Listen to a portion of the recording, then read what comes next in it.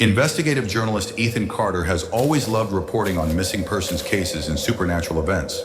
Throughout his career, he has witnessed many eerie stories, but none have been as mysterious as Black Hollow. This town completely emptied overnight 50 years ago and has since been erased from maps. There are no official records of its existence, as if it had never been there. However, in recent years, rumors have spread about a few travelers and paranormal researchers who tried to find the town, only to disappear without a trace. On internet forums discussing Black Hollow, every thread ends with the same ominous warning. If you go there, you won't come back. Ethan believes these stories are just urban legends, but he still finds them worth investigating. This could be a groundbreaking discovery for his career and an opportunity to uncover the truth about the missing people. Late at night, Ethan follows unmarked roads on the map, getting closer to Black Hollow. His car's GPS starts malfunctioning at the last crossroads. The screen flickers and the compass spins erratically. Then he realizes that his phone has lost signal. The road narrows, surrounded by towering trees and thick fog that drastically reduces the visibility. The mist moves like a living entity, creeping along the road. There is no wind, yet the tree branches sway as if touched by an invisible hand. Suddenly, Ethan's car starts to shake. The engine sputters, then dies completely. He turns the key, but the car won't start. Panic creeps in as he checks the dashboard. The fuel tank is full, and the battery appears fine, yet the engine refuses to come back to life. After waiting a moment, Ethan opens the door and steps outside. By the roadside, a faded, weathered sign catches his eye. "Welcome to Black Hollow." The paint is chipped, and the letters are rusted. But the most unsettling part is the message crudely scratched underneath. "Turn back." For a moment, Ethan hesitates. His rational mind urges him to leave immediately, but his curiosity outweighs his fear. He slings his bag over his shoulder, switches on his phone's flashlight, and starts walking toward the town. As soon as he takes his first step, a loud slamming sound echoes behind him. When he turns back, his car doors are locked, and the fog is slowly pulling him in.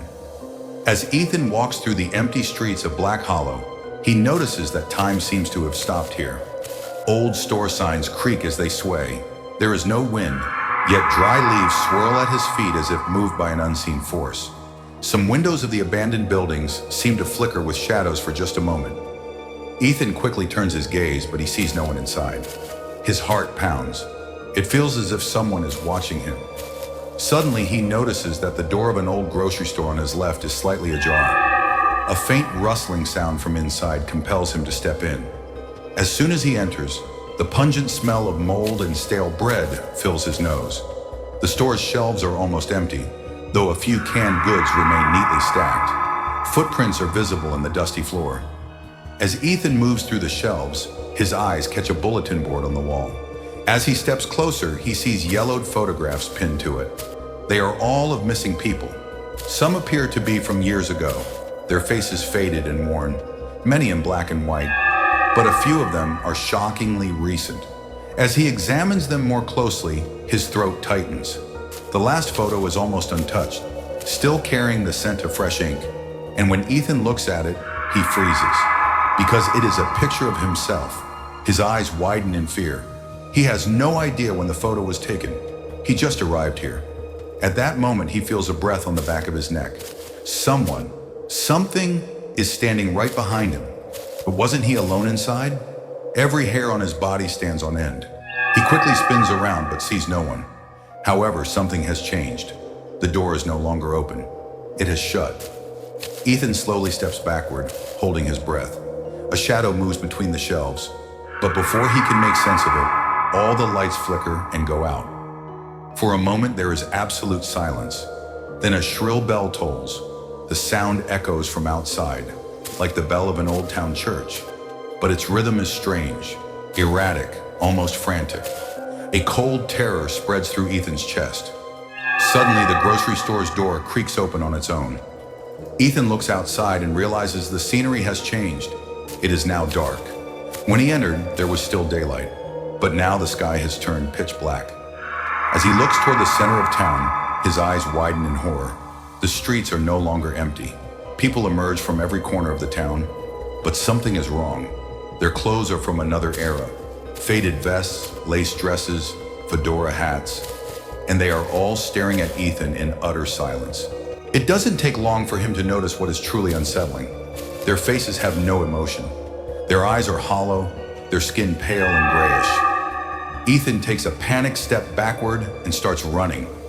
He runs and runs, but every turn leads him back to where he started. The town has become a maze. Desperate, he tries different paths, but each one circles back to the same spot. After a while, an old woman steps forward from the pale crowd. She approaches him slowly and calmly. There is sorrow in her eyes, but her voice trembles unnervingly as she speaks. Whispering, she says, "No one leaves, dear. They didn't let us, and they won't let you either." Ethan's breath catches. He stumbles backward, but then the woman's body begins to decay. Starting from her hands, her skin crumbles into black ash. Cracks spread across her face. Her eyes sink into darkness, and with a piercing scream, she collapses to the ground. But Ethan's horror doesn't end there, because now the rest of the town is beginning to decay as well. In the town square, hundreds of half-rotted, grotesque figures lurch toward him. Black voids leak from their empty eye sockets. Their skin peels in chunks, and from their mouths one word echoes, "Stay!" Ethan must run if he wants to survive, but can he really escape from here? Ethan watches in frozen terror as the old woman's body crumbles to the ground. As he tries to process what just happened, he notices that the other townspeople are beginning to change as well. Their faces crack and peel away. Their eyes sink into darkness. Their fingernails stretch into hooked claws, and they are still coming toward him. Ethan takes a step back, then another.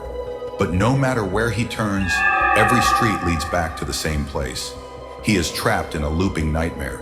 Streetlights flicker out one by one. The only thing left is suffocating darkness and the growing sound of approaching footsteps.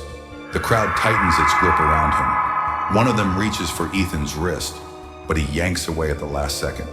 Then he hears a whisper. It is not from the dead. It is from the living. "Over here, quickly!" Ethan turns toward the voice. In the shadow of a narrow alley, a young woman is waving him over. Her face is anxious, but there is knowledge in her eyes. Without thinking, Ethan runs. The woman moves fast, pulling him along. They dart through back streets, slipping into a narrow passage. The town is now completely swallowed in darkness, and the bell tolls louder than ever. Finally, they burst through the door of a dilapidated house. The woman slams it shut and bolts it. From outside, there are hissing sounds, scratching at the wood. A long silence follows. Ethan collapses onto the floor, panting, and looks at the woman. She too is struggling to catch her breath. Who are you?" Ethan asks. The woman narrows her eyes. "My name is Claire. If you want to survive, you need to understand what's happening." Ethan, still trying to process everything, nods. "This town, what is this place? What's keeping me here?" Claire hesitates, then sighs deeply before speaking. "This town, it's trapped in a time loop. Everyone who dies here becomes a part of it, forever. If you want to escape, you need to uncover the past, because the truth of this place was buried long ago." Ethan squints. "What past? What happened here?" Claire, with trembling hands, opens an old wooden box. Inside are yellowed newspapers. Ethan picks up the first one, and as he reads the headline, his blood runs cold. "Black Hollow Tragedy. Entire town disappears overnight." Beside the newspaper is an aged photograph, and the man in the picture looks eerily like Ethan. Ethan's mind spins. He lifts his gaze to Claire, whose face has gone pale with fear. "Ethan, you've been here before." Ethan's mind goes blank. His heart races as he stares at the faded newspaper clipping. This couldn't be possible. The man in the photo, it was him, down to the very last detail. But this picture had to be decades old. No, this must be a mistake. Claire, seeing the panic in his eyes, slowly shakes her head. "Ethan, you've been here before, but you don't remember, because this place erases memories to keep its victims trapped." Ethan doesn't want to believe it, but something deep inside him tells him it's true. Just then, from outside, the scraping noises return. Something is out there. and it is coming for them. No escape. Ethan felt his breath catching in his chest as he ran through the streets like a madman. Every corner of the town seemed to be closing in on him. The clicking sounds, moans, and muffled whispers echoed behind him, following his every step. Streetlights shattered one by one, and the town grew darker and darker. But what unsettled Ethan the most was how eerily familiar the town was beginning to feel. It was as if he had lived here once before, as if he had forgotten that he belonged here. But that was impossible, wasn't it? With questions pounding in his head, he kept running without looking back. At some point, he realized Claire had caught up to him. Her face was pale with fear. "Ethan, there's a way out, but you have to decide now." Ethan stared at her. "What way? Tell me." Claire hesitated briefly before speaking, her voice trembling. "The town remembers you. That's why you're now a part of it. If you stay here, you'll become one of them forever." A terrible weight dropped into Ethan's stomach. Did that mean he had been here before? "Where's the exit?" Claire raised a shaking hand and pointed to the massive church in the center of town. "The bells! The time loop closes with the bells. If you can reach the bell tower and stop them, maybe the past will be erased completely." But there was a problem. To reach the church, he had to pass through the most crowded part of town. When Ethan glanced behind him, he saw dozens of shapeless creatures emerging from the darkness. Some still resembled humans. Others had long since forgotten what it meant to be one.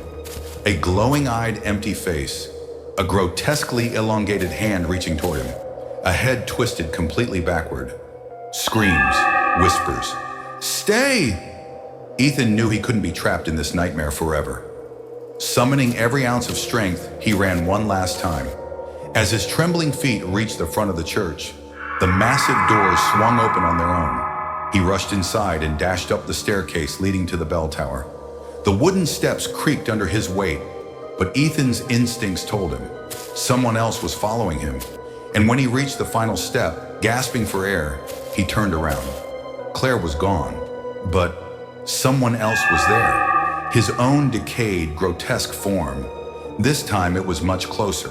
Its eyes held no human emotion, only hunger. And it was slowly, steadily approaching him.